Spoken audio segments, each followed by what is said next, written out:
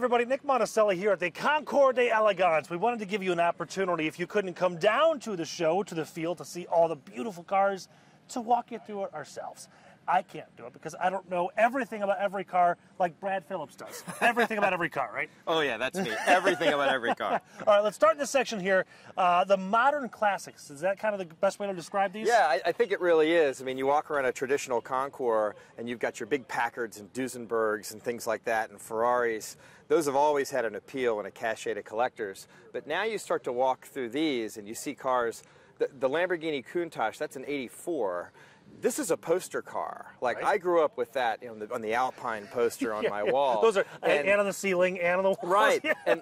and they've always been popular, but now they're really the values on them are starting to skyrocket. You know, you could buy a car like that for $100,000 for a long time, and now they're $800,000 and rising depending on the model of those. But there's still some that are incredibly unique and rare, like the Jag 220, right? Oh my goodness! And this here is an incredible car. It's 220 miles an hour is what these did. That's where the name comes from.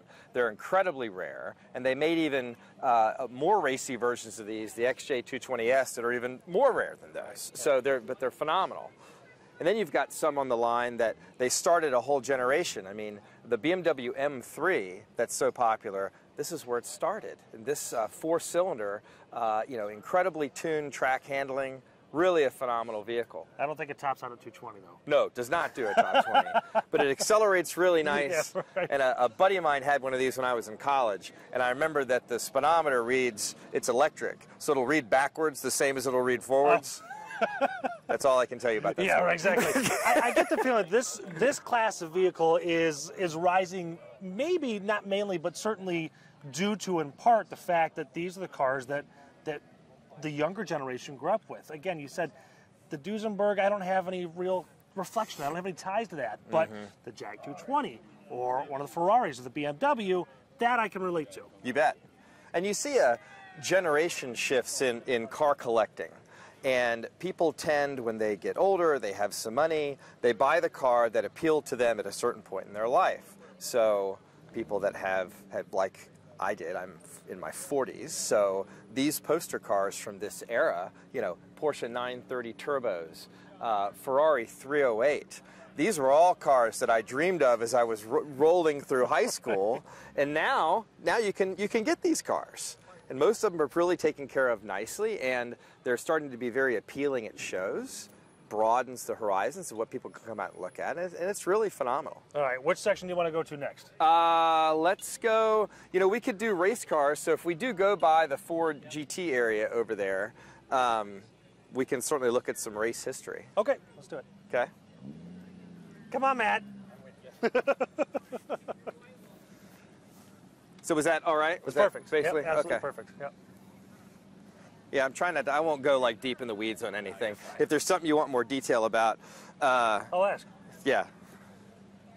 If you see a car won't get there, Nick, I can start on something for like a transition shot or something. Okay, perfect. These all your fans over here? Yeah. Brad Phillips! Brad Phillips, everyone!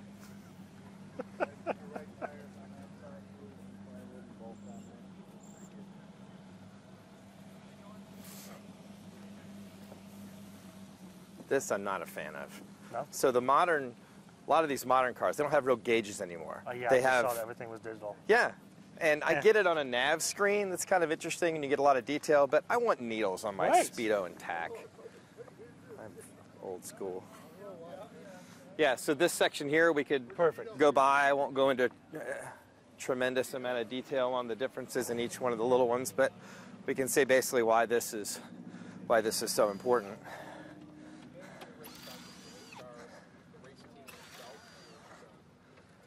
Yeah.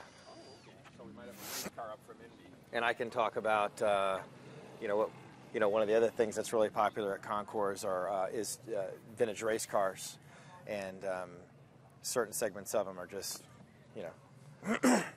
All right, you good, Matt? All right, here we go. And what's that? The middle one's not the vintage. Yeah, right. But it's doing pretty. But it's doing pretty well. Actually did laps at Le Mans. That car actually was driven really? around Le Mans this year by really? Schneider. That's cool. All right, you good, Matt? Here we go. In 3, 2.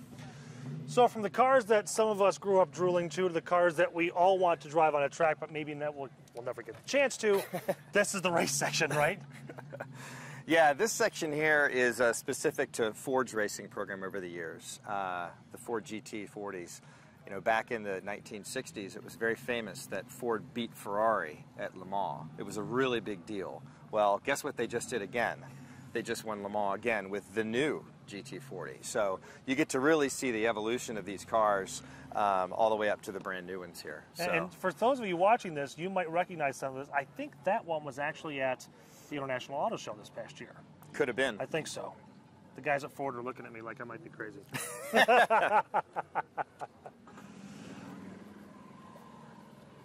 Good? Yeah, I think that's all we needed. Okay. Yep. Come back and get some isolation. Okay. Yep. Okay. Let's move it. Not completely accurate, but good. What's that? Not completely accurate, but good. What was wrong? Ford didn't win Le Mans this year. They won in class. There's a huge. Oh, okay. All right. Oh, okay. The last time Ford won overall this year was Porsche. Okay. And there's a big Yeah. difference between saying Ford won in class. Yeah, but yeah. They did not win Le Mans. Okay.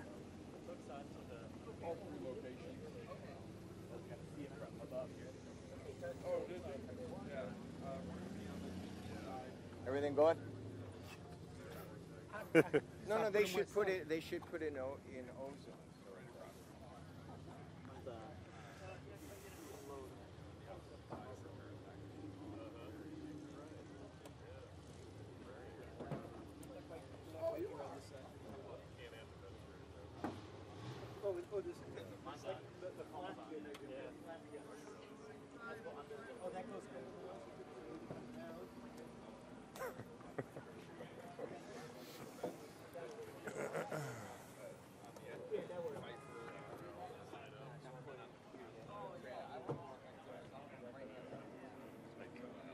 Is that? Hey, good morning. Good. Hey, thanks you guys for being here Of course. today, man. Of You've got course. quite a lineup here. This is very impressive. I'm We'll trying. try. I got some big fans I'm going to put up.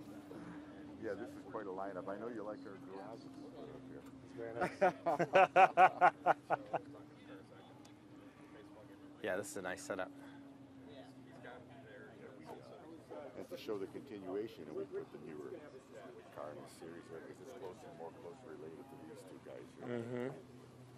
Mark II and Mark I. I just noticed, this is the first time I've looked at one of these at this angle, and it's really cool how you can just go, Yep. didn't realize just how much it really Yep. tapers. Jeez. Looks like you've done this a couple of times. We got it down to a science, just about. Any, fifth grade science project, right. There to get there. Not advanced mathematics.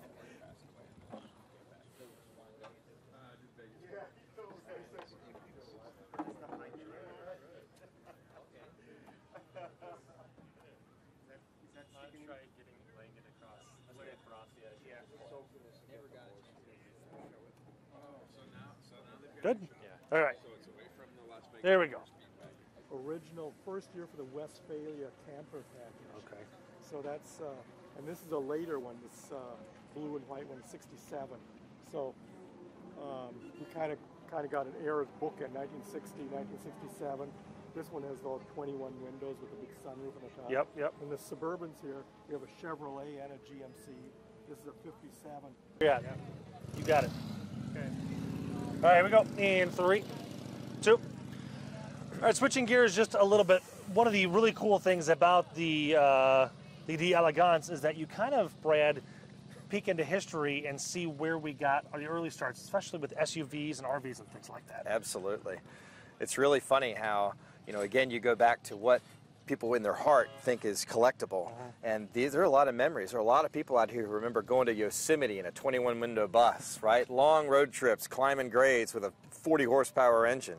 And this Chevy Suburban here, I mean, there's a ton of history with these because they've had Chevy Suburbans since 1936. It's still a nameplate Chevrolet uses today. I believe it's the longest use of a nameplate of any automaker. So it's really interesting. It's really neat too because you can see even the competition side by side right now. You've got the Chevrolet next to the GMC next to the Jeep. Yeah, absolutely. And they were all fighting at that time too. Yeah, Chevrolet it seemed to be, they were more looking at the family utility. GMC was more of a truckish mentality, Yep. you know, heavier duty a little bit. A lot of just brand differences between them. But really And Jeep exciting just wanted stuff. to go off-roading. Well, yeah, absolutely. And, you know, really cool on those. The capability, just amazing in those. Perfect. All right.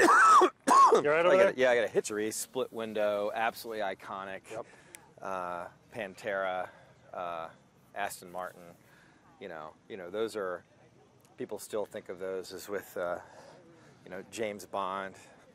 Hey, Steve, we're gonna shoot your car a little bit. That's fine. We're gonna go down the line and just talk. Okay. So, yeah. And then I'm gonna drive off in it, if that's all right. Hey, man, you've got your cocktail. That's right. All right, you good, Matt?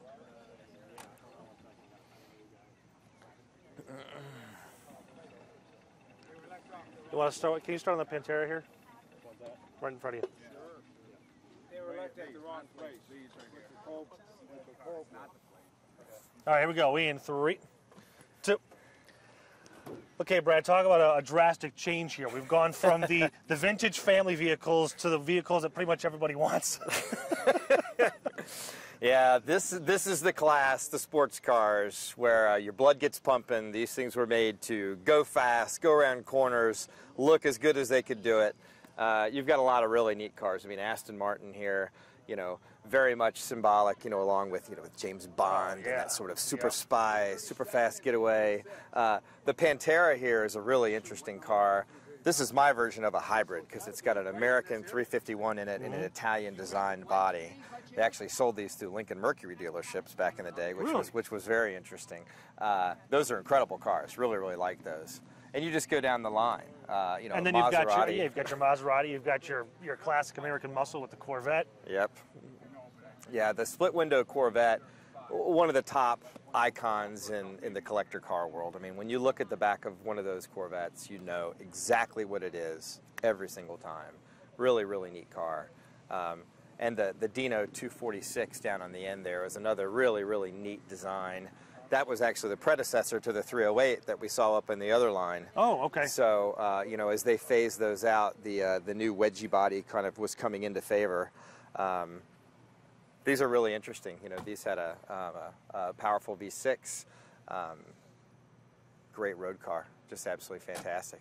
And you look at a Jaguar E-Type here, really amazing, you know, design of these. You know, Enzo Ferrari said that the Jaguar E-Type was the most beautiful car he'd ever seen. It was a pretty famous quote.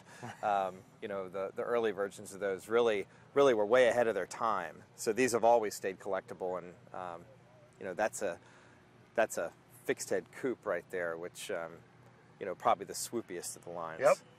Just a really great class of cars here. Perfect. Alrighty. Let's see. How we doing on time?